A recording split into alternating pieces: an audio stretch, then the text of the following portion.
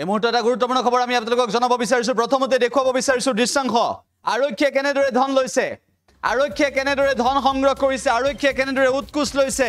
আকৌ এবাৰ আৰক্ষীয়ে লজ্জানত কৰিছে দৃশ্য দেখুৱাইছো এক্সক্লুসিভ দৃশ্য প্ৰথমৰ পৰা সেই দৃশ্যটো দেখুৱাইছো আৰক্ষীয়ে ধন লোৱাৰ দৃশ্য আমি আপোনালোকক এই মুহূৰ্তত দেখুৱাইছো আৰক্ষীয়ে কেনেদৰে ধন সংগ্ৰহ কৰিছে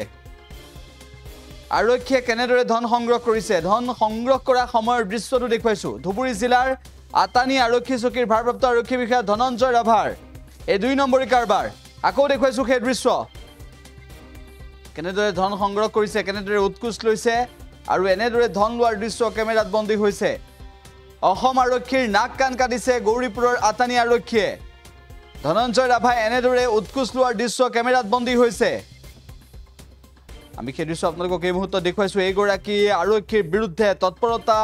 লব লাগে ব্যৱস্থা গ্ৰহণ কৰিব লাগে সেই সন্দৰ্ভত দাবী উত্থাপন কৰিছে সকলোৱে আৰক্ষীয়ে ধন লোৱাৰ দৃশ্য কেমেৰাত বন্দী হৈছে আমি এই মুহূৰ্তত দেখুৱাইছো যে গোপন কেমেৰাত বন্দী হৈছে সেই দৃশ্য আৰক্ষীয়ে কেনেদৰে ধন লৈছিল আৰু আৰক্ষীয়ে এনেদৰে ধন সংগ্ৰহ কৰাৰ দৃশ্য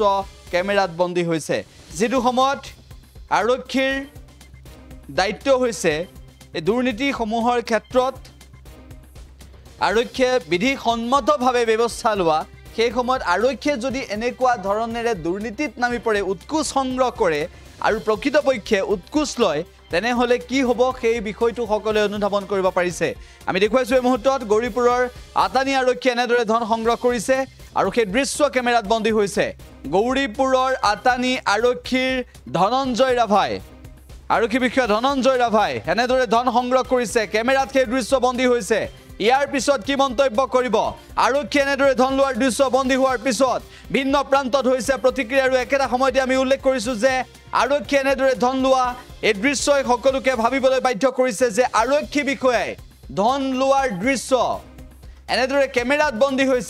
বন্দী হৈছে দৃশ্য কেৱল কিমানেই নহয় এই ঘটনাৰ পিছত প্ৰতিক্ৰিয়া হৈছে আৰু এইগৰাকী আৰক্ষীৰ বিৰুদ্ধে ব্যৱস্থা লোৱাৰ দাবী উত্থাপন হৈছে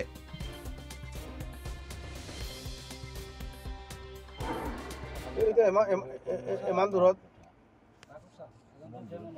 মই আপোনাক কৰি দিব পাৰিলে আৰু এয়া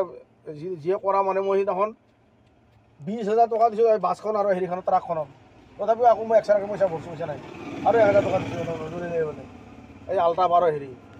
কি নাম চামানুৰ নে কি নাম পাৰে কোনজন এই আপোনালোকে তাকেতো বিনা পইচাত কৰি আনে যদি আৰু ভাল লিখি দিম আপোনালোকে নিজে কৰি লওক গাড়ী ভাড়াটো ওলাই যাব আপোনালোকৰ কমচে কম এক পইচা নালাগে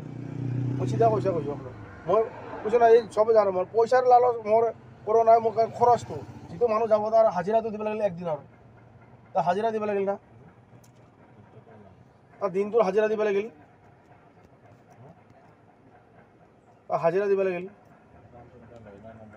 আমি যোৱা 2 দিন ধৰি আমি দেখিবলৈ পাইছোঁ মোবাইলে এটা ভিডিঅ' ভাইৰাল হৈছে আৰু সেই ভিডিঅ'খনত আমি দেখিবলৈ পাইছোঁ যে ধুবুৰী জিলাৰ গৌৰীপুৰ আৰক্ষী চকীৰ অন্তৰ্গত আমাৰ আটানি আউটপোষ্টৰ যি আইচি গৰাকী আছে এই আইচি গৰাকীয়ে মানুহৰ পৰা ধন সংগ্ৰহ কৰা এটা ভিডিঅ' ইতিমধ্যে ভাইৰাল হ'বলৈ পাইছে প্ৰতিজন ব্যক্তিৰে প্ৰায় মোবাইলত আমি দেখিবলৈ পাইছোঁ যে এই হোৱাটছআপ যোগে আদি কৰি বিভিন্ন